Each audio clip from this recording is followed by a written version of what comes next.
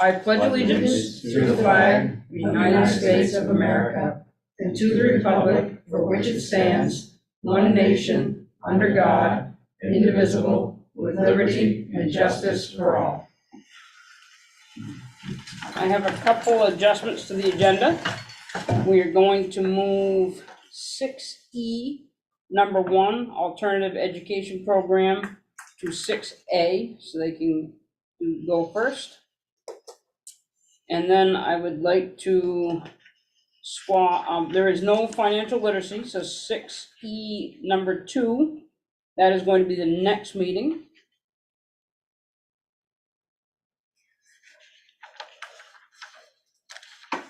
And any other adjustments? I don't have any. Okay. You don't have Priscilla on there, right? Oh, there she is, good. I was looking at all those policies there. All right, so communication and public comments, is there anybody? Jim Streeter. I am talking as a parent now. I wrote it down so I wouldn't babble. I'm speaking as a parent to two students whom attend Bellasville Junior High School. I'm not going to be very popular tonight, but this has to be addressed and corrected. I monitor PowerSchool pretty closely, and there seems to be a trend happening of teachers not keeping this tool up to date. In the second semester of last year, I had an issue with a teacher who could not keep PowerSchool up to date. I communicated with the teacher and the admin regularly to address this. I was hoping this was just a fluke occurrence. This semester, had an issue with 3 different teachers. One teacher did not have anything posted in PowerSchool for the first 6 weeks of school. One could not even collected, saying nothing of grading it. And one did a data dump at midnight the Sunday night after progress reports closed and was still not up to date. My kiddos are athletes and this matters. I monitor PowerSchool several times a day to be sure that my kids are doing their homework, getting good grades, etc. I've always been told that school is a partnership between parents and teachers. How can this work if teachers cannot complete their part? Kids are expected to do their homework and complete it every night. They go to school all day, some have after-school activities, and still must complete their assigned homework. Time management I've been stressing. Teachers work from 8 to 3 and have a planning period and a lunch daily, and still are not able to complete this task of their jobs. Teachers make good money. They should be held accountable for not completing all aspects of their jobs. Our children are held accountable every day. I would like to start a discussion of teacher evaluations done by students and parents each semester. Area schools do it, colleges do it, similar to the one that Andy just did for the principals. Also, the IT department should be able to run a report on PowerSchool, how often it's being used, by who, when, dates, are they up to date, etc. Please do not get me wrong. There are some very good teachers in this building that go above and beyond, that are able to keep up with all aspects of their jobs, are in the building every morning at 7 a.m. to provide extra help, send communication to parents in the evenings, and FaceTime students during school breaks to provide extra help. And to those teachers, I thank you very much. Something needs to be done to hold these teachers accountable for not completing their jobs. Again, our children are held accountable every day. Thank you. Thank you. Is there any other public comments on your screen? We don't see any. Okay. Review and approve board minutes of September 26. Priscilla, what do you got? I don't have anything. That means it should be approved. Usually Priscilla catches I something. haven't thoroughly read them. I glanced, I will look quick, fast. In the meantime, I'll make a motion Usually right on to there. approve minutes of September 26th. Okay. I'll second. Motion's made and seconded to approve the minutes. Now we're looking for discussion. I didn't mean to put you on the spot, Priscilla, but usually you've got. That's okay. I don't know if it's all on there as in detail as we might want about asking for the students that are in the classes, that was requested that we get the listing like we've done You will get before. that tonight. We still need to get that. That was emailed, wasn't it, John? Yes, it was. It was on your, it was in your packet. Right. But I'm just saying, I don't think it was in the minutes. Okay. Well, we're gonna do But I that don't know tonight. if it matters as long as we've gotten it. Okay. Any other comments on the minutes for September 26th? Okay, I'm gonna take a roll call. Deb Wright, Aye. Priscilla, Yes, yeah, Yes. Jason, Yep. Margot, Yes. David, Yes. and June. Yes. Motion passes. Deb. She got it. I got Deb. She already got it. I got, oh, Brenda. That's okay, I was gonna abstain, I wasn't there. Okay. Hello. I was distracted by the phone ringing. We are up to reports, and I would like to ask Alternative Education Program. They're here to present to us what they do for us. I don't know if we do it for you, as much as we do it for kids. That's a good answer. That is a very good answer. John taught us well, everything we do for kids. Give me one, That's okay, Yeah, no one more. rush. because you can't see it, and they could, let me just get it up there. That's why we wanted you to be in charge of that, not us.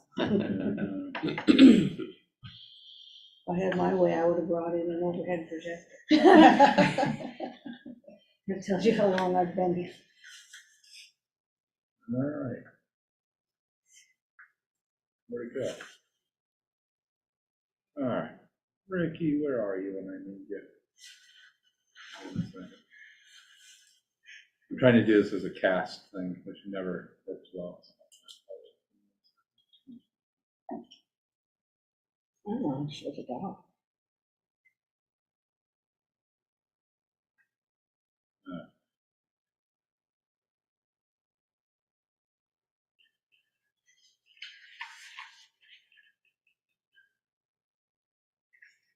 All right.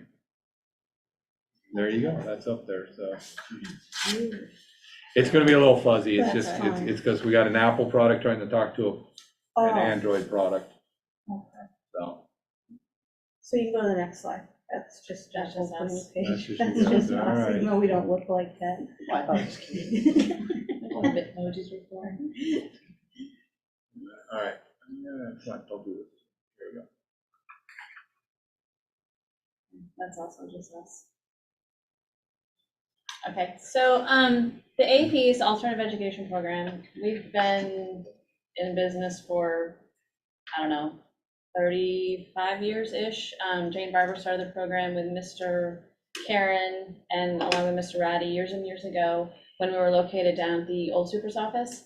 About 05-ish, 06, 07, one of those years, we moved up here to this campus.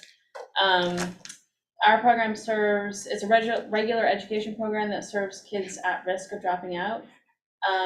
We have the same graduation requirements as those in the traditional classroom setting. We are in what used to be the old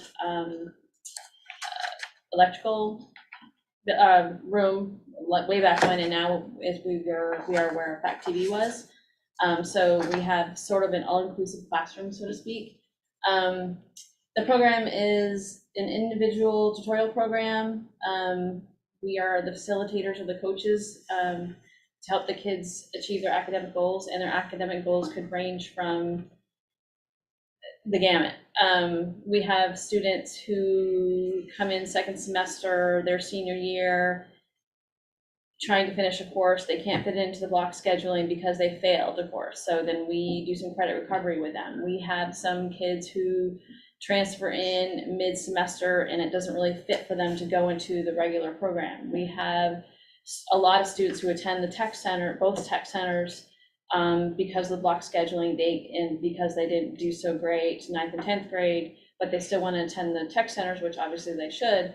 And because of their credits required to meet the graduation requirements, they don't have enough time in their schedule. So in AP, we follow along the block schedule if a student has classes out or whatever. I mean, we follow the same bell schedule, but it's not, we have math first block or science second block. It's, if they have a class out, the kids go attend that classes. Most of the classes out they take would be art classes, world language classes, driver's education, any classes, mostly elective classes that we don't offer inside AAP. So we have kids coming in and out at different times for the day. And our delivery methods are different because of that situation. We do some small group instruction if it's appropriate. Most oftentimes kids are working on their individual work wherever they are in that place, in that course. So we're wearing many hats in the classroom. I think that kind of probably covered way more than probably, so go to the next one. Next slide. So, you wanna go? This is basically an overview of who the typical student is, and I use typical generally because there's no such thing as a typical student who comes into AEP. Ideally, we serve juniors and seniors, but in the 6th year, this is my 6th year in AEP, I was out here in the English department for 30. I have started to see that we're starting to serve more sophomores and some freshmen for various reasons, and as Kim mentioned, mainly we get students who, for various reasons, find that they don't have enough credits to graduate. And some students realize that, as she said, in the 2nd semester of their senior year. Some students realize it at their junior meeting when they meet with their counselors and they say, you know what, you need these courses. It could be because they didn't pass classes. COVID was really hard for a number of students when we went remote. When we look at, each time when we find that we're getting a student, we do a transcript review.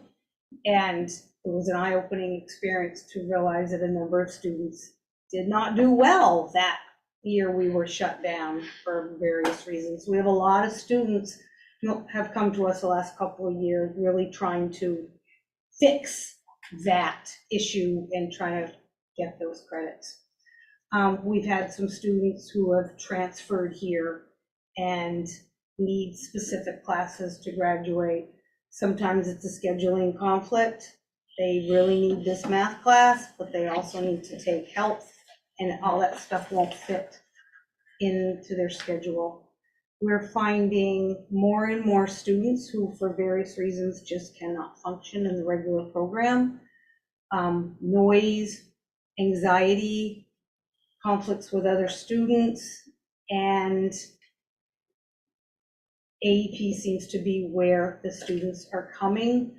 In the last couple of years, since they discontinued what we used to call the LFS program, which was a program that the school had. It was a special ed program that the school had for students with learning needs that was taught through our special ed program. Now we no longer have that, so there's no place for those students to go. So we're starting to see a lot more requests for us to see if we can meet the needs of those students. And we're not special educators, we're a regular ed program. So that's an issue that we're really starting to see. And we try really hard to meet the needs of those students, but that is something that we struggle with.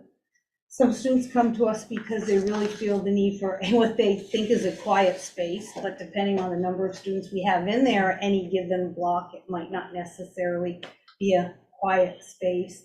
And a couple of times we've had students who have come to the high school too late in the semester for them to enroll in any classes. So maybe a student transfers here from Green Mountain in December, and what they were taking might not fit with the regular program out here, so they'll come to AEP from November to January, and we'll work with them with the classes they were taking to help them finish those classes to earn those credits instead of just putting them in like phys ed or art or foods class. We want them to be able to finish up those the core classes that they were taking, and that's happened a couple of times when they've come here, and there really hasn't been anywhere else to put them, because maybe the classes that they wanted to go in might have been too full, so we've been able to do that.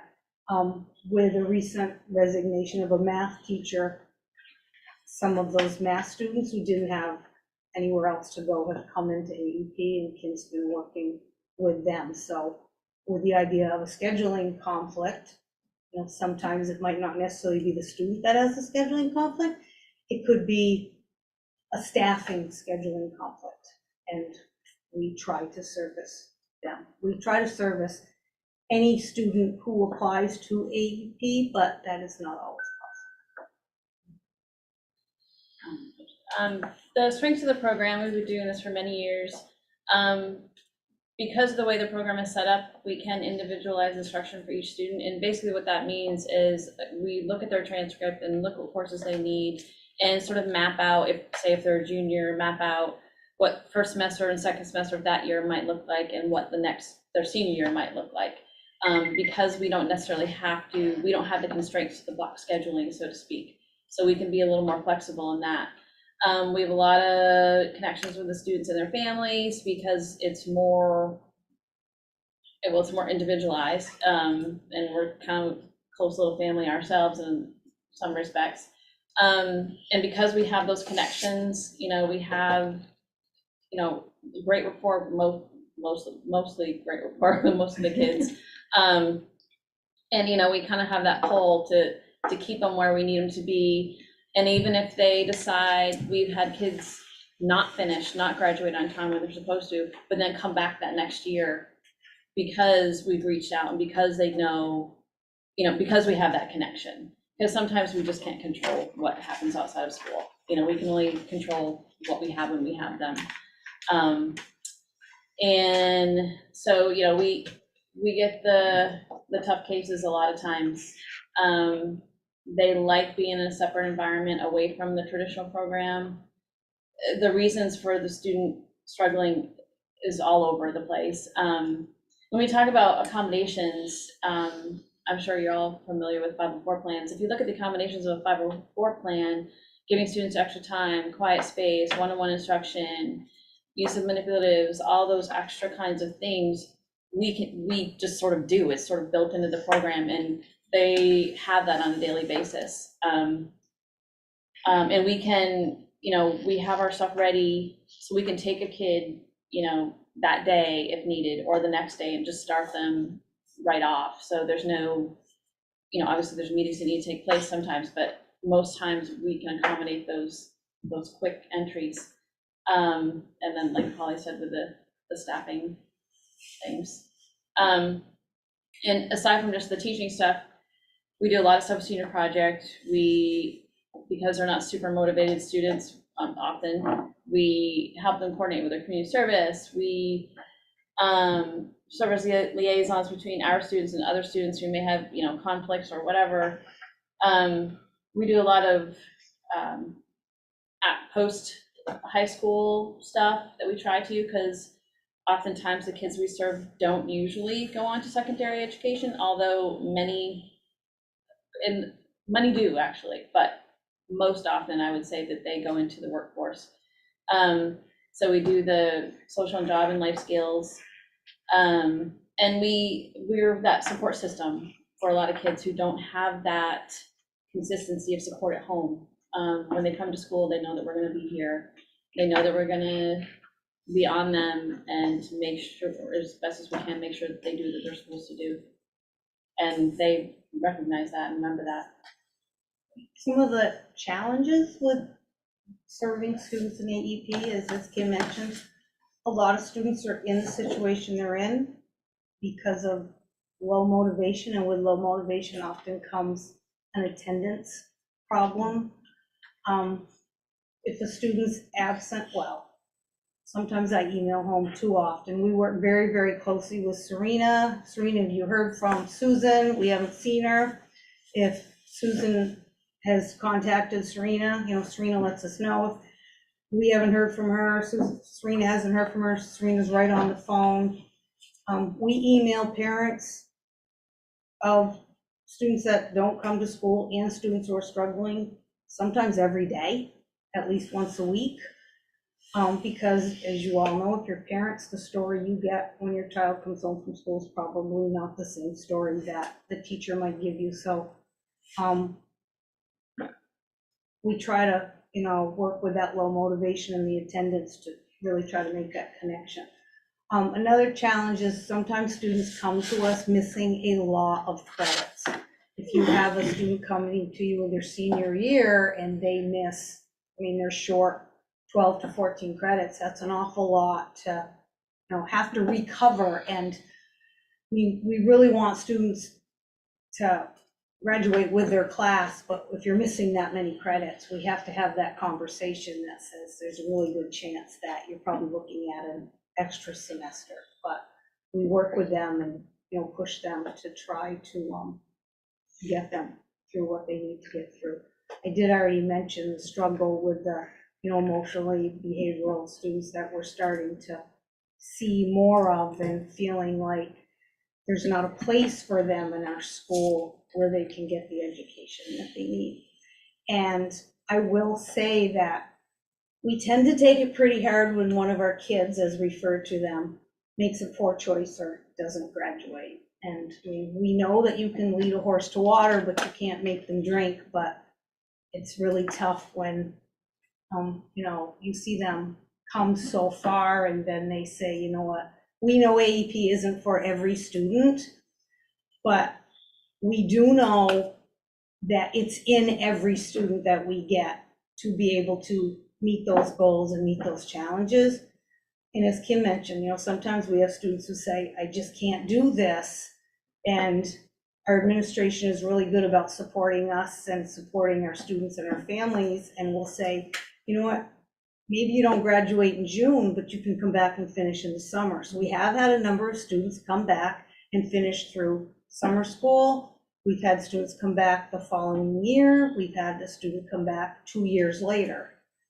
And one student said she applied for a job and they asked her if she had a high school diploma. And she said no. And she said she was embarrassed by saying she didn't have a high school diploma. So she emailed me and said, if I come back, can I come back to AEP? And we said, no question, absolutely. It's kind of like, we're always here for you. And that's why we're here. That's why we do what we do. This isn't mathematically sound. I quickly went through our grade books for the last 5 years, and we've served 66 seniors. 54 of those graduated, so that's about 82% of just the seniors that we've had. This doesn't count juniors going into seniors or anything like that. So once we get them, they're pretty successful. 10 of those seniors didn't graduate. They dropped out for various reasons. And 2, we know, that transferred to a different program, different school their senior year. So, that's a pretty good, we feel pretty good about that. On our rolls per year, we serve about 24 to 28 students. That's not to say that we have that many kids in the classroom at once, because we don't. But overall, if we look at our roster right now, or probably by the end of the year, that's about how many kids we have. And some kids are in there 2-3 blocks. We don't necessarily have anybody in there all day, but they may be in 2, out 2. They may go to the morning tech program, the afternoon tech program, or the Brattleboro tech program, which is kind of more morning. So that's kind of the numbers part of it. And then this, when we knew we had to do this, I reached out to quite a few of the kids, and these are their words. And these are some great examples, because these are some of the really hard cases of kids that we had. And I don't need to read it to you, you can read it to yourselves, but essentially they are comfortable. Because of the people listening, maybe you should, if you don't I mind, can, read it. sure, okay. Some of them make you look. So AEP helped me because I liked being by myself and getting help when I needed it. Also, I was able to work at my own pace. They can work at their own pace to an extent. If they're sitting there not doing anything, then we push them along, but we do give them a pace chart, so to speak. I had the opportunity to be part of the program, AEP. If it wasn't for AEP, I probably wouldn't have made it through school. I struggled in every class I was in beforehand. I was failing and my grades were nowhere near the other students in my grade. Once I got into AEP, I was able to focus on my work and on my classes. I had one-on-one time with my two amazing teachers that had all the patience to work with me day in and day out, and not just with me, but with every student involved in AEP. I had a plan of graduating early, and the two teachers made it happen. They strived and worked just as hard as I did for it to happen, and they wouldn't have been able to do it without AEP. AEP was like a little family. We were in one room with only so many people with different personalities, yet we got along most days, made each other laugh, and made memories and friends along the way. I still to this day have the friends I made in AEP and will forever be thankful for the opportunity and the time I had in the program in AEP. Thank you, Bellas Foster High School, for the opportunity, along with the patience of the two amazing teachers who helped me the 3 years of being in your program. I couldn't have done it without you. And then the individualized learning aspect of AEP was what helped me the most. In a class setting, you can ask a question and get a generalized answer, but it doesn't break everything down as well as someone working one-on-one with you can. It also helped me to be in an environment that was less distracting, in its own room, and you could do things more at your own pace to an extent. And I'm glad you wrote to an extent. AEP was extremely helpful for me as I could move at my own pace. Along with being able to move at my own pace, I was able to receive the one-on-one that I really needed in order for me to really succeed in some courses. AEP is the reason I had a chance of graduating. It was a perfect setting for me. Being able to work at my own pace, asking for help was a lot easier. AEP helped me, and I know it's beneficial for many others. Yeah, there's a parent one. Hang on, you get back on that screen. Cursor. And this, that was from a parent. The AEP program, BFUHS, serves the students in a very valuable way. The AEP program gives students a chance to succeed in a controlled environment when the mainstream has become overwhelming, either socially or academically, or sometimes both. The students receive the support they need to be successful, and they mature both socially and academically because of this program. They tend to thrive, and after they graduate, they're extremely grateful for this program and the teachers that have helped them to be successful. Thank you. I just thought that helped, if there's anybody listening. Yeah, you know. no, sure. I think then that concludes our presentation. Does anyone have any questions? I do. David? Okay. John and Andy are aware. The news indicates that nationally normed standards have fallen into a black hole. And you've alluded to it a few times in your presentation that the challenges that you're meeting are more challenging. And I would be very curious to know what you would like in your perfect world for resources so that you might be able to be even more successful than you are. And that doesn't mean that I'm necessarily going to be your advocate, but I think this is a good time to ask because this school is headed into budget cycle. And so it's a question I would like an answer to. I also have to comment, make a comment, which is nothing to do with that, but 28 credits is a very interesting concept. We're going to be asked tonight to consider a policy on proficiency-based graduation requirements with no real indicator as to what those might be, except that they're supposed to align with the Vermont Board of Ed standards, whatever those are. And I'm guessing that most of the kids that you work with wouldn't really align with proficiency-based graduation requirements. But then again, maybe there are some opportunities where they're, for whatever reason, getting a useful education outside the confines of these walls. So the resources that you might want to consider, and it doesn't have to be tonight, you could certainly provide feedback to Mr. Broadley, who can bring up the budget. But I have to say that I have felt for a long time that 28 credits are extremely onerous. And at one point in time, people we used to actually have waivers in certain circumstances, mostly sped kids, as I recall, on specific graduation requirements. And I would be interested, and once again, not necessarily tonight, knowing if you have come across instances where you felt that might have been appropriate given that specific circumstance. I think at times, but that's a big can of worms to open up. It sure is. Huh? Because we can't predict the future. Just because we have a senior who is hating school, who just wants to work, and doesn't have those outside experiences of what the real, well, a job, And so if we say, okay, well, you don't have to do this math course, or you don't have to do this, then that's really not serving that student well.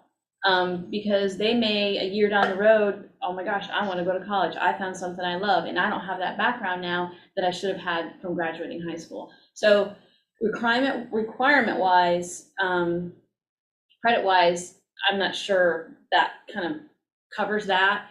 But content-wise, I think that every student should have, when I was in school, we had basic competencies. I don't know if anybody remembers those, but you had to be able to do X, Y, and Z. And if you could do those things, then you could graduate. So I don't know course-wise, credit-wise, that part, but I don't want to say that either. I think it's important to have the same kind of content for every single student that graduates. We're really sticklers about that. We make sure that our AEP kids are meeting the same graduation requirements as the students out here. There have been sometimes when a discussion with the counseling office has happened. For example, does Kim really need to take a world language?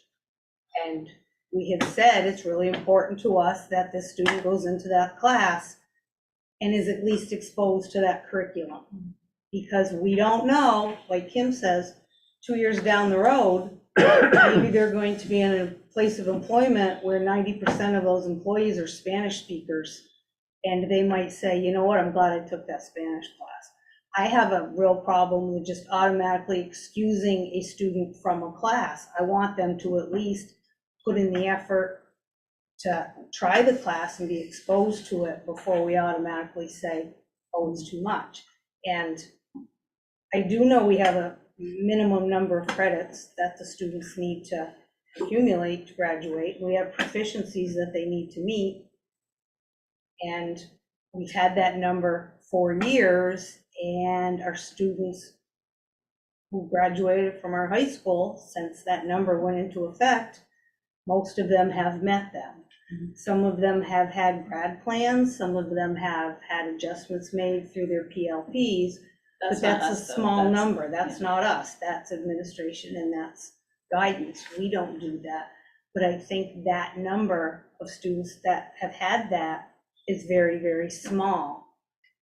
And personally, as a parent and as an educator, I would not want to see us go back to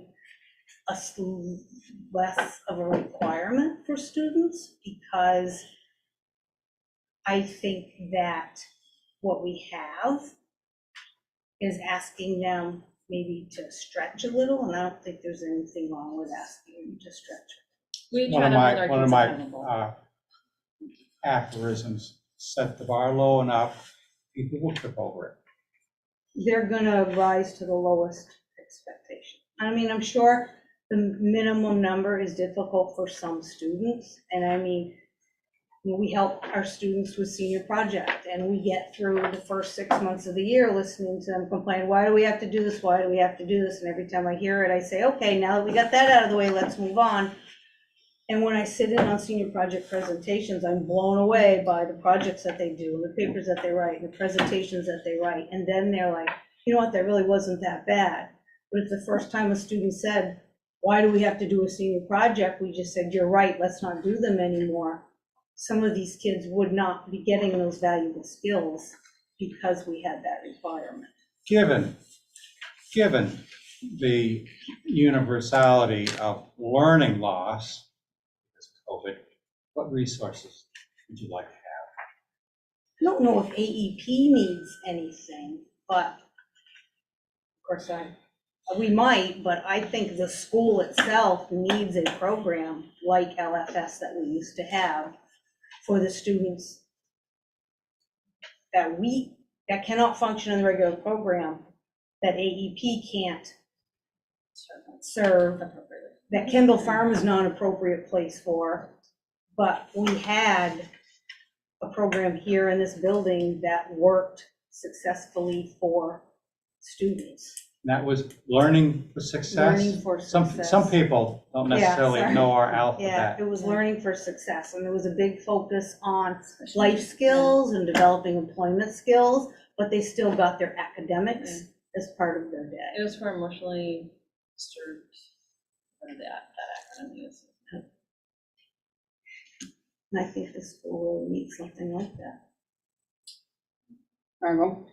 So I'm just wondering, you mentioned that, you have students that apply for the program. Do you all ever find that there are more students that want to get into the program than you have space for? Or is it a pretty stable, you have space for the amount that kind of apply? It varies. I mean, most of the kids who apply are recommended by, some by their teachers, but mostly by their counselors. And that usually comes after like a sophomore meeting, junior meeting, or possibly a senior meeting. And then, other options are looked at, scheduling options, things like that, and then AEP is brought up. We have a lot of siblings in the program. If we've had an older brother, sister, we tend to have siblings. So it's just, it really varies. I don't know that, we have space, but it's also the beginning of the year. Sometimes not so much the last couple of years, but sometimes in May, we're chock full. So it varies. I don't know that we've ever actually, I guess a few years, as something we'd have to say, okay, we're full. And then we have to take a look at the students we have, and are they really utilizing the program? Because if they're not, then they'll get obsolete, possibly. We try not to do that, obviously, but, if there's, if they're taking up this chair and not utilizing what we have to offer, and then someone else needs to come in, then that's a possibility. But that doesn't usually happen. We work really hard to accommodate anyone who has applied, even if it's just for one block. Yeah. We work really hard to make sure that they can get it. Jason? Ladies, I just want to say thanks for what you guys do. It's important. I have two things. Do you guys have an avenue, so on your successes, when you get a kid and for whatever reason the light bulb goes on and it clicks and all of a sudden they turn around and they graduate, do you have an avenue to go back to whoever the original teacher was, or the guidance, or Mr. Bardley? Like, who would you guys go to and say, this is what we did to succeed so that we prevent maybe misplacement or something like that? Or, is there a way that is there something you guys do for that? I think we're very fortunate in that if you have a regular classroom teacher with 20 kids and you're teaching a math class and you're up there lecturing and doing your thing, within that setup, there's not a lot of, unless you go before after school or whatever, there's not a lot of individual time, like one-on-one time. And a lot of, especially now with COVID, whatever happened, there's a huge, anxiety is a huge thing now for students. And they're not gonna raise their hand. They're not gonna ask. They don't feel comfortable in that classroom to really ask for what they need and to advocate for themselves. And I think we're very fortunate that the atmosphere is different, that they don't feel weird. Initially they do actually, but then they see other people doing it. So it's a norm in our classroom for us to go sit next to a student or them to come up to our desk and ask for help. And they will, verbalize, can you come help me? And so it takes away the stigma of raising your hand and not knowing the answer and feeling stupid.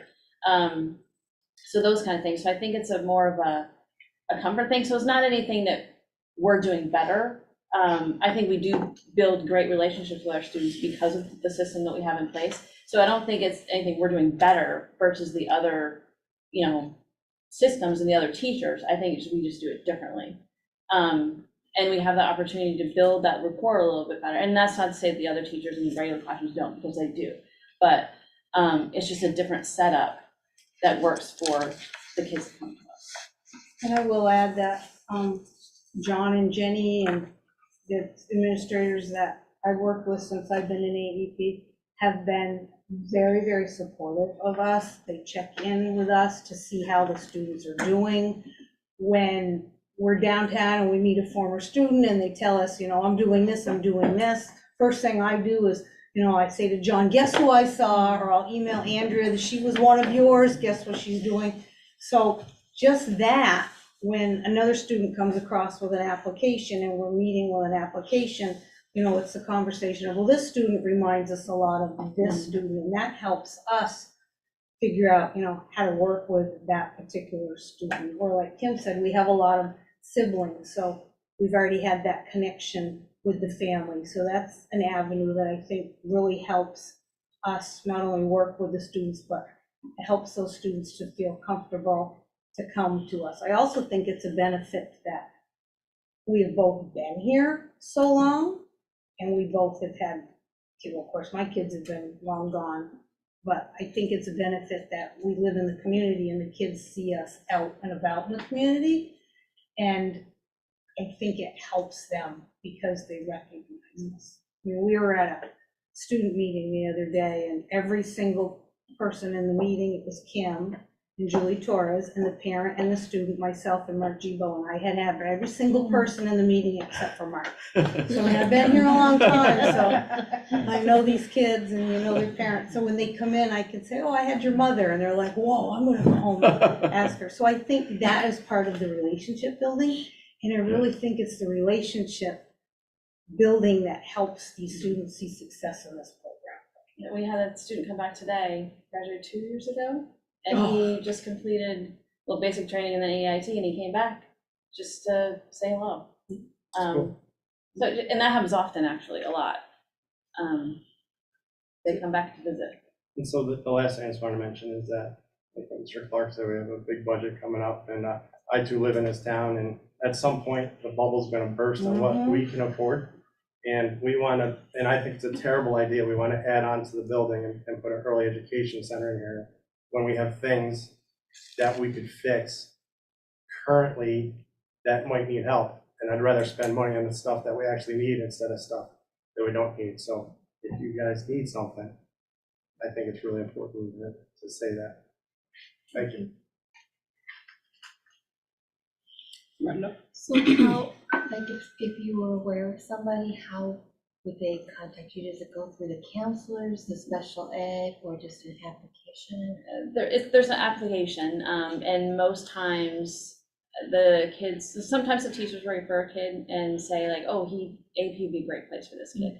And then, or so they would go to the counselor and the counselor would reach out, or oftentimes we have weekly meetings, and then sometimes kids are identified through that, or mostly it comes out of the counseling office, but it can be a variety. Our application's online on our website, so I mean, somebody could go on there and be like, oh, this is, this sounds like a great program for me, and then they could apply that way. So there is an application process, and they have to write an essay, and they have to list their strengths and weaknesses, and we get a lot of information from that. And if they know anybody in the program, and that in itself is a good tool to sort of get a picture of the student. And then along with that, so they have the application, and then the transcript is attached, their attendance is attached, their current schedule is attached, and then from that information, and then we look at what blocks would best suit them and what they need. So it's a whole, it works well though. And we also go through that every Thursday in part of our CARES team, which don't ask me the acronym. I have so many acronyms, I've forgot some of them.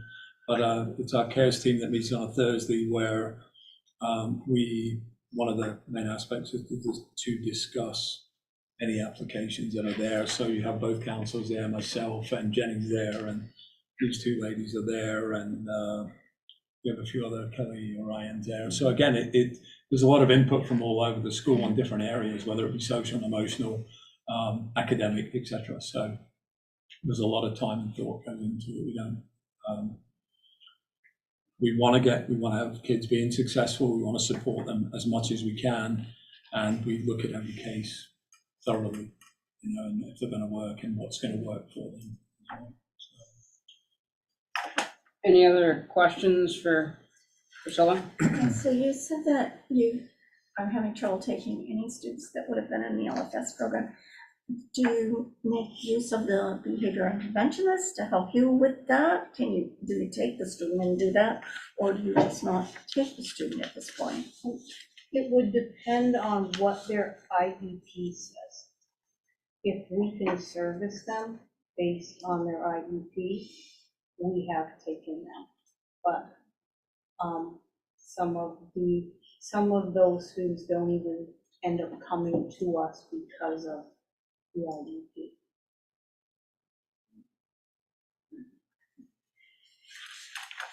Any other questions? Kim and Holly, thank you very much. Ladies, thank you very much. Do you want me to send you up maybe from the game? Yes. So we're gonna be here a Because I'm while. not gonna make it. Everybody have a good night. Thank you. Superintendent's update. Thank you. Let's go real quick, because we are going late, and I know Jim's got a long drive, and I want to give him some time. Just to update the board, the state announced earlier this month that the SBAC, which is the Smarter Balanced assessment that we give to all of our students in grade 9, we give it here to high school, that they're no longer going to continue their contract with Smarter Balance. We had until the 22nd, I believe, to dump our data. Otherwise, it was going to be gone. So we, grab all our data. I think we had less than 20 days to pull all of our data, and so we've done that. There is a new company that has the contract. We do not know how the data from the new company will play in the same sandbox with the data from SBAC, but some of you have been around long enough to know when we had kneecaps and then went from kneecaps to SBAC, the two didn't like to play together so much. So it's going to take some sorting out, but we are working on that. That data is really important for John and his staff as kids are coming up, from the elementary schools. That data is valuable for placement of students and making sure that we have the right courses. So more to come on that. We will be, just so everyone is aware, there's going to be a presentation on Wednesday about the Early Child Learning Center. I wasn't able to get anything together for you folks just because I was home with COVID, but doing other stuff, wasn't able to meet with folks on that. But there will be a presentation on Wednesday night. Is that at the SU meeting? At the SU meeting, yes. Thank you very much for that. And then John touched on it a little bit in his principal's report, but I've asked school counselors, John and I have asked school counselors, but also members of our diversity committee to come and speak to the board about past issues that have been raised, but also what pieces are in the past, what pieces are in the future, and what we're looking to do. One of the things that they have asked is if board members have any specific questions, because that can help direct that conversation a little bit. If you could email John those specific questions, he can get them. Those folks are preparing to be able to speak to some of those things, but are really looking for some real specific questions. And I think I saw one, David, from you in an email, so that's helpful, having that real specific, just to help direct that piece of it. But and then we're plugging away at the budget, which is over there, Jim at this point. So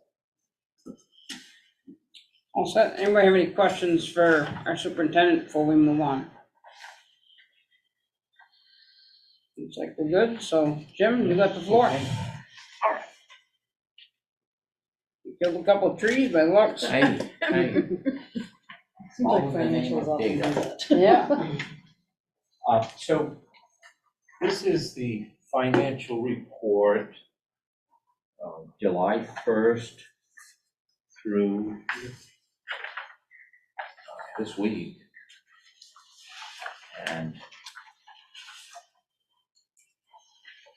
Is this what was emailed to us? yes, it was. And So those of you out at home, this was what was emailed to you? So you yes. have it on your screen somewhere.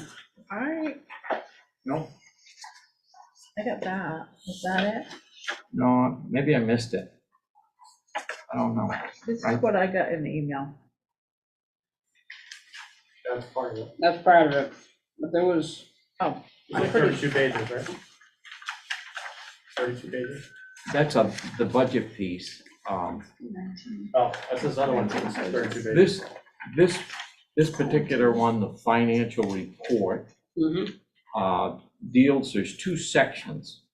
1 through 10 is an object listing, and then 10 through 19 is a function listing. So it's the same financial report, just put in however you'd like to have it.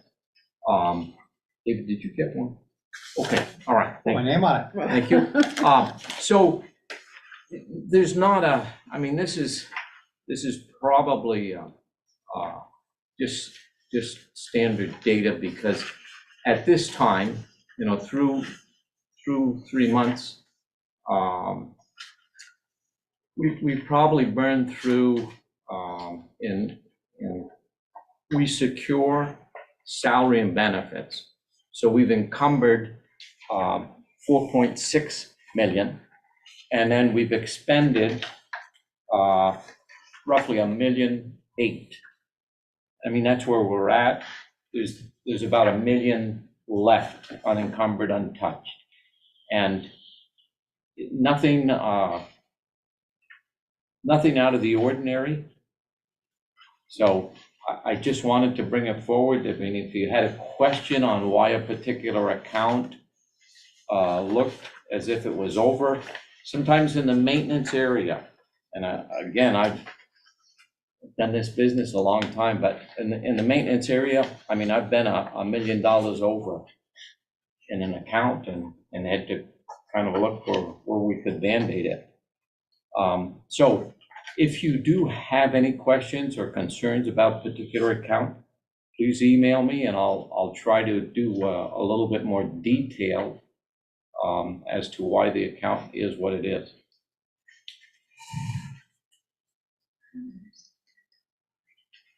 Any questions that I can answer for you right now?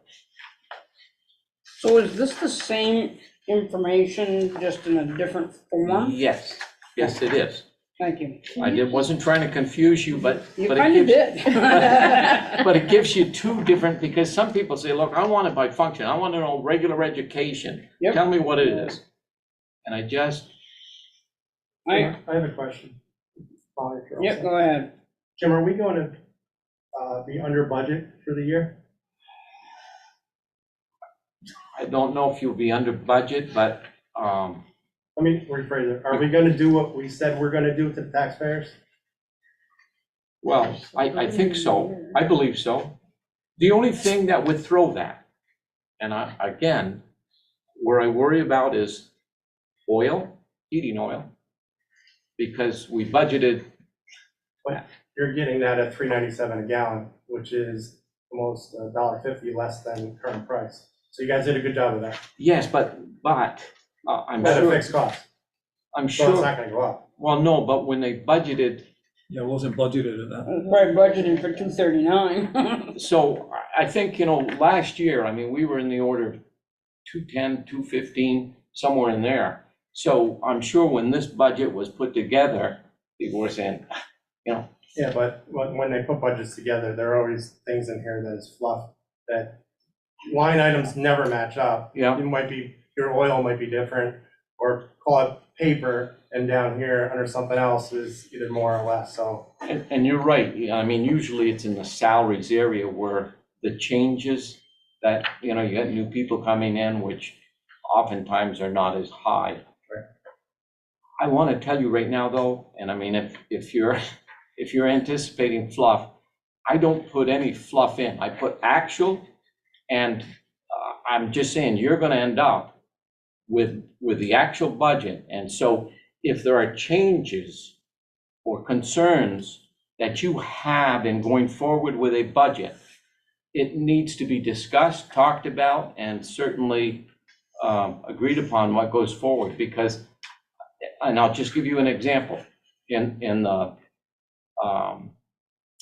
the budget that I'm going to hand out to you, this is just a preliminary, and I want to get you used to the formats, and that's what this does. This is a preliminary to kind of. And Jim, just as you're passing out, this they gave us today, if we can tomorrow maybe send out to, this didn't go out. to everybody. It didn't, No, okay. that did though. Well, which, I know they're all the same, a lot of it's the same stuff, but. Thanks, sir. Jim, while you're handing that out, can you just give me a quick difference between the object-based Yes, okay. versus the programmatic? Right, so the object listing. Yeah. And then the first one on there is 5111, teachers. So it tells you at the end of it, when it's summing, it tells you how many teachers you had budgeted. Now, in the high school one, it's a little bit more difficult because they've spread out, ultimately, I want to get all of the 511s to add up so we can compare what teachers are and what the costs are. Because it should be two. The function gives you more, where your regular ed, special ed, guidance, nursing, buildings function. 2610 is the buildings function. So if you were looking at it, you said, look, I want to know what the total cost is for the buildings. You could go to the 2610, pull down the total, and know that's where you should be. That's more in the function Yes, part. yes, it is. No, you're fine, I was hoping. Thank you. So that's just it. And as I say, some people, they want to lean more with a function than an object listing. I personally like the object listing. I want to know, where we are with a particular object, where it's budgeted, where it looks like we're going. So it's easier for me to cost control. Did you all get a copy of the budget piece? And this is kind of, John, I'm going to give you extra one there. Okay. Can I ask a question? Sure. Jim, would you take just the first one on the top of the first sheet you gave us? Yep. On the financial report, and explain to me what you mean by encumbrances outstanding? And are That's you on the one that's budget already- piece? Right. I'm on this, the one you gave first, the Okay. financial report. Yes, sure. So Um, encumbrances, and typically what you're going to see highlighted in the encumbrance, the 4.6 million, is mainly the salaries and benefits. Well, for example, the AEP, you've got budget, then you've got encumbrance outstanding of over $1 million. Yep. I'm trying to figure out where And- that's coming from. Well, and it looks to me like in the e-finance system, that 1.5 million is really all teacher salaries that are encumbered. It's not just the AEP. I think that's all of them. So if you're looking at, if you're looking down where the 5111 totals are, you'll see the budget is 1.8 million. And then over is 1.76767. That's the total.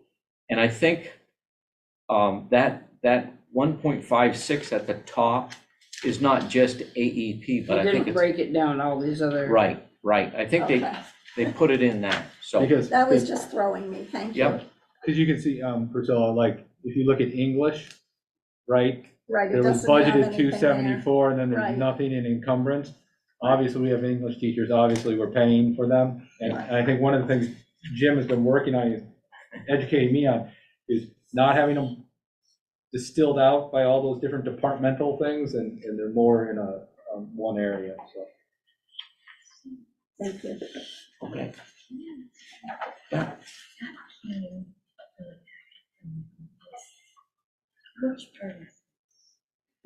That is the, it's the function summary, and I just want to, if you go to page 11.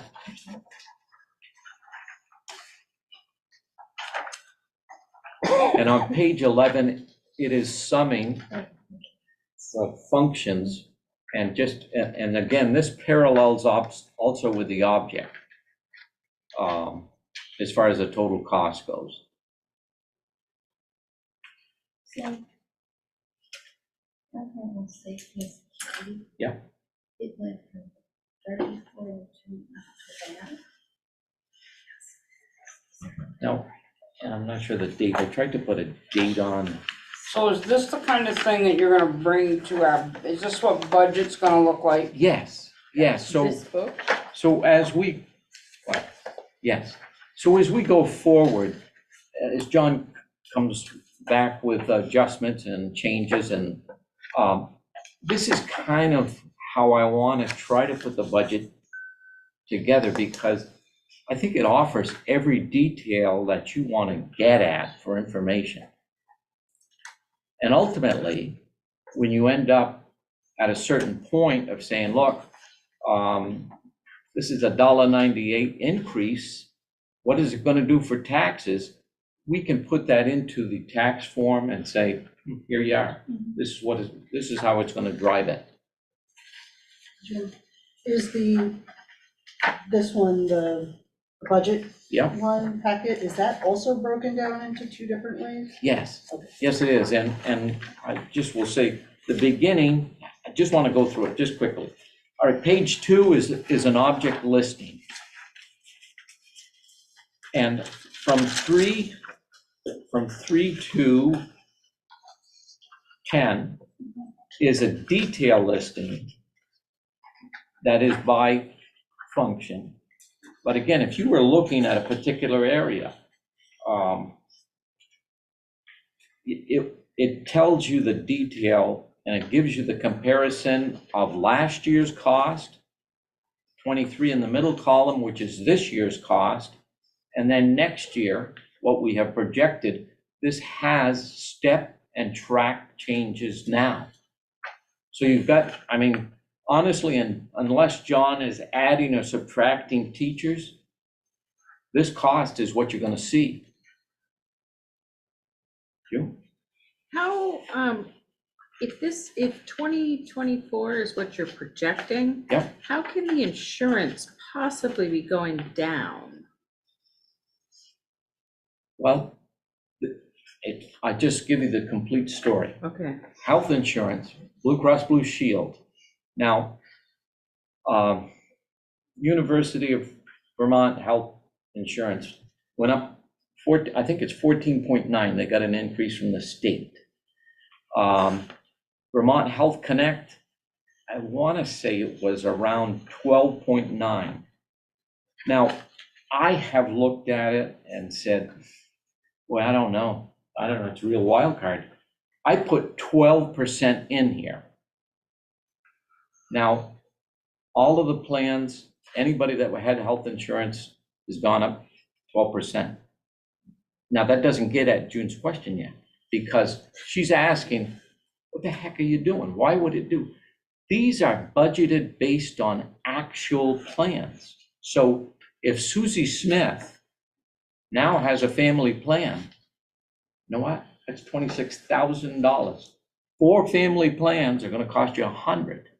So we're shifting that money as the actual utilization of plans happen.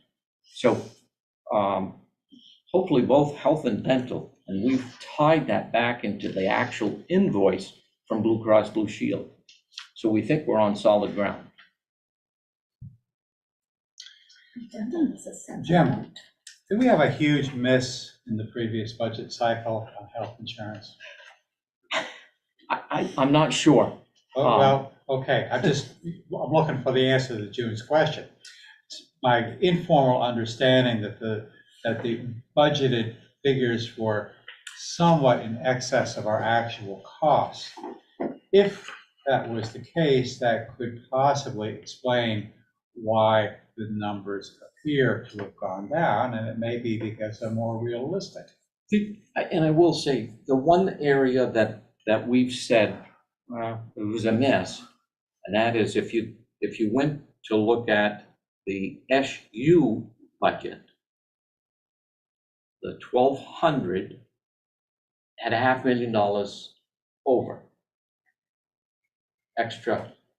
But as I said, thank God, because it enabled Stacy to transfer that $500,000, what appeared as extra surplus, into what she needed for contracted services in hiring additional teachers and a contract with paras.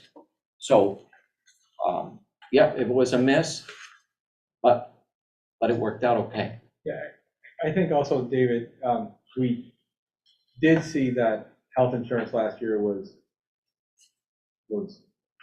prior to going in was very high. We trimmed it down quite a bit, but I didn't get down to actuals like Jim has done here, because I was in a lot of, like, I didn't want to cut too far and then we'd be coming back saying we're below. And so that's why we weren't able to bring it all the way down to the actuals. And we made some assumptions that certain teachers that we were going to hire were going to be taking the full family plan. We made those assumptions. And then, you know, some of the previous information on what those increases of 12%, we were probably given higher percentage increases to work with. So. But Andy, know this, you did a better job than 90% of the superintendents in this state. So. A little humble there. I have a question. Yes, Jason. So Jim, I just want to make sure I'm hearing you. Yeah. Page 1 is like the P&L, and page 3 through 10 is like the detail that flows all back up to page 1. Yes, they're all connected. And that's, in page 3 through 10 are the current actuals or forecasted actuals? Forecasted actuals. Okay.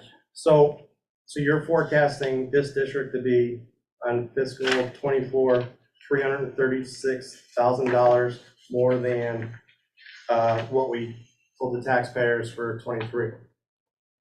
No, that's for 24. Yep. Yes, I mean, for 24, you're up right now. So tonight, 336. if a taxpayer asks me, I'm gonna tell them tomorrow, your taxes are going up because of, they are. Well, I think, Jason, the whole thing though, hold off, because this is just draft, Right. early on draft. Right, and then we have a budget committee, right?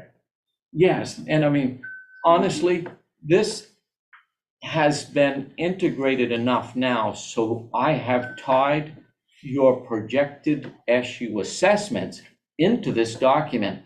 That may change a lot as well, because the SU board hasn't enacted any final Right. stuff, so. So if we manage this properly, we don't have to be up in taxes. We still have time to correct it by managing things correctly, right? By managing the bottom line, Sure, like I do when I sign the absolutely. warrants, right? Absolutely, and you'll have, in the end, Molly will have that tax page where she can put it up on the screen and say, hey, look, this is where we're at. Where do you want to be? So I just, maybe I'm misunderstanding, Jason. right now, we are in line for what we budgeted for 2023. Yes, This is showing what it might look like because things are going up, people's salaries are changing, health insurance is changing. So this 336,000 isn't that we're over for this year budgeted. This is a guesstimate of what we might put in for a budget for FY 2024. beginning draft. I just didn't want the public to think that Right. we've overspent 336,000 because we haven't. And the majority of projected increases are in teacher salaries. So, Go ahead. So, and I think this is for the SU board and, anyone who's associated with that. Seems like every year that I've been on board, the thing that has held up the budget for any individual district is the SU assessments, and they are big, and they make a difference in our budgets, and we always seem to get those numbers at the, At the 11th 11th hour. hour. And, I think if there's a way, and it seems like we're working our way towards that, to get those numbers to the individual boards a little earlier. It's because we can't do our jobs. Sure. To the point that we need to for the high school when we're getting such big changes at the last minute. At least I can say the preliminary stuff, in other words, when we look at all of the salary and benefits schedules in the SU, those are already hitting here. So you're halfway home. So has Jack started an SU budget schedule yet? I think Chris is working on trying to get things done. Okay. it's pretty aggressive. I think that, before the holiday, the new year and everything, all that's supposed to be done, voted on. Okay, but I we don't have have those dates in we have preliminary numbers in here, so we could start budget meetings. Because Yes. that's important for Yes, us to be able to get started, and I get that, the SU numbers will change a little bit, but, Yep. I think Margaret was trying to tell us, and it's what we were trying to, we used to be able to get those, there's a lot in the SU now that is part of our budget. So we used to start budget committee meetings by the 1st of October, and we didn't have to pound 4 or 5 meetings a week in because we were able to do one a week and work on it, and no fault of yours at this point, but, for the last few years, I'm sure you've seen the writing on the wall, it's been, Oh, getting yeah. a budget done, it feels like we're not doing our job because it's rushed. Yeah. So I want to see, I'm gonna be pounding John on, a meeting a week for a while, just to get through these numbers so we understand them, so, Jason always talks about, his community members ask him a question. Well, the best answer to a question is to have the knowledge to be able to answer it and not just, not give the deer in the headlight look. So I think that's really I know that's what I'm looking for. I know that's why I asked you about dates, because just want to know that we're working on it and that we're working on it for the best for the school. Right. The bottom line is very important, but we gotta do some things to make us better. yes. And it's gonna take something. Deborah, you're next. I only have a question. The column to the right is supposed to be, say on page 11, it's supposed to be FY 24, right? 2024? I think that's a typo. It says 2020 on top. Yeah, I'm sure it's based upon the calculating the number, it's supposed to be FY 2024. Page So, 11. that was it. It just needs to change. Thanks. Go in this one, Jim.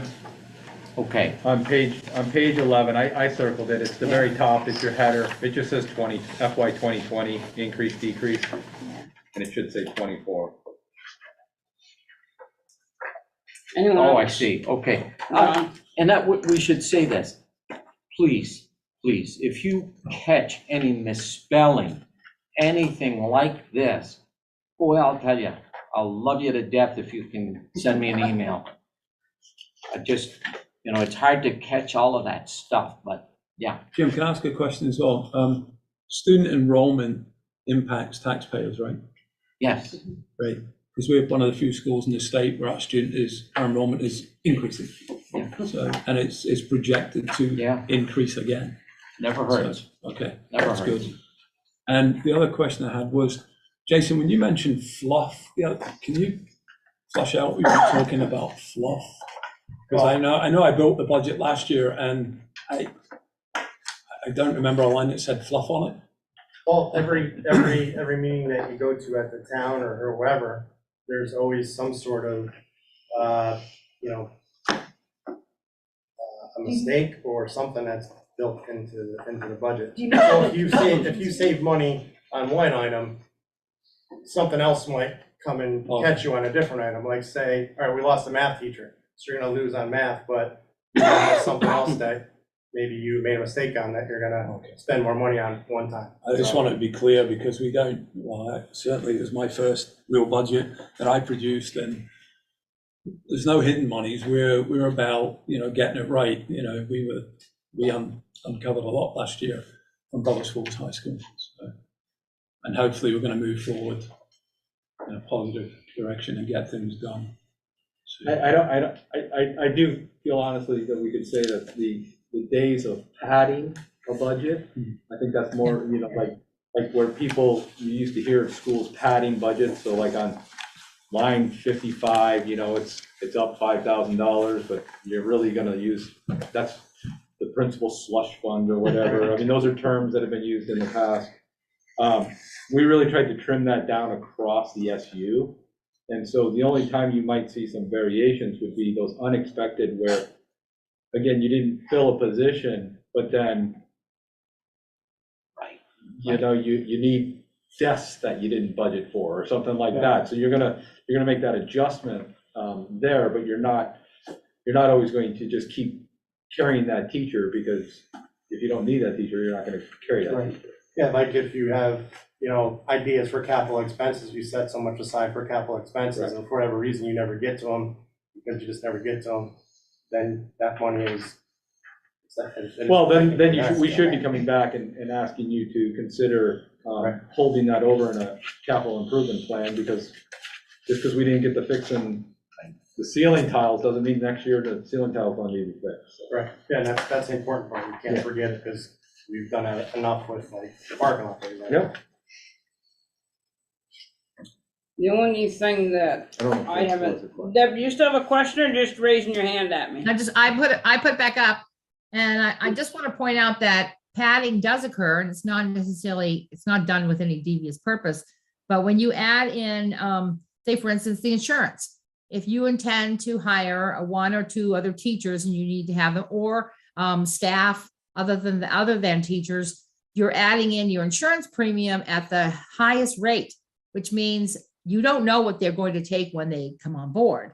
They may not need a family plan, but you're budgeting for a family plan. So the likelihood is we'll have some money left over from that. There is a certain amount of necessary padding that's always required in a budget in order to build it. But that happens. What I know Jason's concerned with is other areas where padding may occur when it's not necessary. However, things like insurance and such are padding. And if you don't hire enough support staff or you don't hire enough teachers, all of that's extra money too. Just looking at it from that perspective, there is some necessary padding that needs to occur. Anyone else? Okay, my biggest question on all this tonight is, when are we gonna have a Bellas Falls Union High School budget meeting? Can anybody help me with that, or do you want me to tell you when we're gonna have it? Who's Your on style. our Who's the budget committee? I am, I don't have it to hand, but I know we I said. believe Jason is, and Priscilla is, and probably most everyone is, because that's how we like to do things as a family. I saw those eyes look at me between the glass. I was and the about to mask. start writing names, and I was like, oh, I might as well put everything. So it is, I know that it is myself, Jason, Priscilla, and I thought June. I didn't think I was, but I want to be. Well, you're always welcome at a meeting, June. Thank you. I will make sure you know when they are. Thank you. And we can check with Nicole to see, I don't have it in front of me, but, and maybe somebody needs to go back to the SU office to look at the master, look at the master calendar right there. There's a lot of color on there, man. Molly, I like to keep- budget is, me, Margot, and you are the ones that were put on there. Okay, well, Jason has expressed interest and June has expressed interest, so you're more than welcome to come to a budget committee meeting if you would like to. The more the merrier. Excuse me, Molly, Yes, sir. I think you do need to define it, because that will also define what your quorum requirement's gonna be. Oh dear, you're right. So we have just 3, but they can come, right? Yeah, anybody can come. Anybody can come, we just have to make sure we have our quorum. So it is Priscilla, Molly, and Margot. Thank you. I didn't remember that. It's March 14th. That was So, like years ago. Yes, sir. This week's a little tight, unless we want to do something on Friday. Nope. Friday is football. No meetings Friday. They are I haven't playing this opened, I haven't Friday. opened There's it. field hockey and there's football. So I think we could probably get one going the following week, which would be the week of the 31st. Okay. Well, John, will you have numbers in? What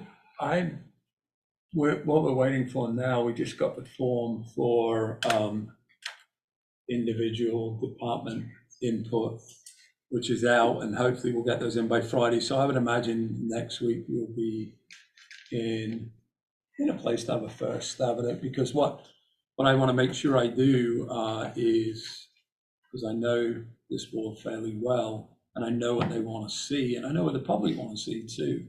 I know Jim is doing a great job streamlining everything.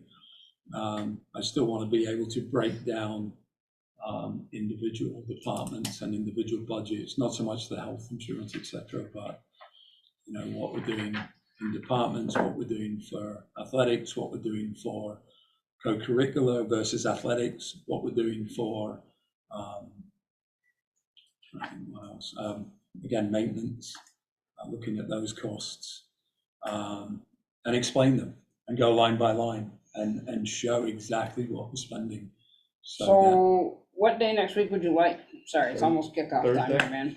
How about Thursday? Thursday next week The 3rd. is November 3rd. Let's do November 3rd, and then we will talk about this. What time? Not during work time, please. No, we're not doing dinner time. I work for a living. I can't be here. 6 o'clock? You're saying we don't work? Well, I do, but you like to have meetings during your time of work. Wait, that's a Thursday night, right? Yes. Yes, Yeah, I have a work meeting that night. I mean, I don't have to be at that first meeting, but I just, Wednesday, I'm in Burlington all day, so Mhm. if you're asking me to be there Wednesday, I can't be there, so I would, any other day. Tuesday? I might not have quite enough time. Prefer not, because I'm going to be in Burlington Wednesday too, and I think we may even be at the same place. I think we are. So, yeah. So, and I want to go up and see Abby on the I mean, Tuesday if most night. people so. can make the 3rd, it don't Let's- have to be the first. Okay. Let's try the 3rd and we'll fill you in. How's that? Sounds good. Thank you. 6 PM? Yes, please. Where? Here or there? Is there my place? It's not- There's SU office or here? No, here. We can do it here. I like playing at home. Phew, that was rough. Okay, can we move on, please? Jim, thank you very much. And I would like you to start home because you're not gonna make kickoff either. Thank you so much, and if you have any questions, please don't hesitate. Thank you. so Thank much. Jim, thank you. Thank night. you, Jim. Okay, principal. Okay, folks, I've got a big report for you. So, and I know there's a lot of points, but they're all pretty good. So for the benefit of the public as well, board members get my draft prior to this so they can read up on it. But again, the people out there don't get this. So I'll go as fast as I can, but I want to include everyone. October 6th, we had a successful event in our open house, first one for 3 years. We welcomed families to come in and visit our school. We had many information tables set up to inform our parents of the programs and opportunities for students. One example of that is our new work-based learning program. We had Heather there explaining a lot of how that works and how the kids may get involved in it. We had approximately, again, it's not a 100% accurate number. I wasn't on this as well as I should have been, and I apologize for that. But we counted the report cards that we gave out, because when families come, they get their progress reports for their students, and it was about 40% turnout by the progress reports. And we are going to put out a survey to see how we can improve. But it was a successful night from the feedback that certainly I received from a few emails and many conversations. So, fall sports season wrapped up this weekend. Was the end of regular season for the sport for all teams. Now we go into playoff season. Our football team again is very successful. They ended up 8-0, undefeated, played everyone that we're likely to face and had no problem whatsoever. They're now seeded 1 throughout the playoffs, and they'll be home this Friday and hopefully the next Friday if they win on Friday, which they should do. And then the finals are in Rutland, Vermont, that following Saturday. Again, we'll have more information as it comes out and as we move through the season. Field hockey finished with a record of 11-2-1, and they're seeded number 4. They will have a playoff game on Friday against Colchester at home, and hopefully they'll do very well. What time? 3:30 it is, a 3:30 tip-off for that. Boys and girls soccer had a growing season with many young athletes participating. We did have a lot of injuries, especially in the girls soccer side. Boys has made a bit of a resurgence with as many as 17 players at one point, which those of you that know we're a football and field hockey town, and soccer sometimes takes a back seat, but we've done very well. We had 19 girls out and 17 boys out. So, and it's looking bright for the future, looking at middle school. I have a vested interest because my youngest is an 8th grader and will be coming up, and there's at least 10 of those girls hopefully coming up for soccer next year, which will be good. Cross country, they go to the state finals this Saturday at Thetford. We have our don't have any young men this year, but our girls team is 7 or 8 as many. There was one injury of one of the girls, but I believe we have 7 going this Saturday up to Thetford. Student leadership, our student leaders in the building, athletic wise. We have many other leaders in many capacities, but this is the athletic ones. We've got 4 student athletes attending the Vermont Principals Association Leadership Conference in Burlington in early November. Moving on with our mechanical project, as we know, coming off the last few years of uncertainty through the pandemic of, who's working where, and many people not finding workers in jobs and projects not getting done. Ryan from M&E Engineering is going to be visiting us on tomorrow and Friday to finalize. He's got a few more things he wants to look at physically in the building for our HVAC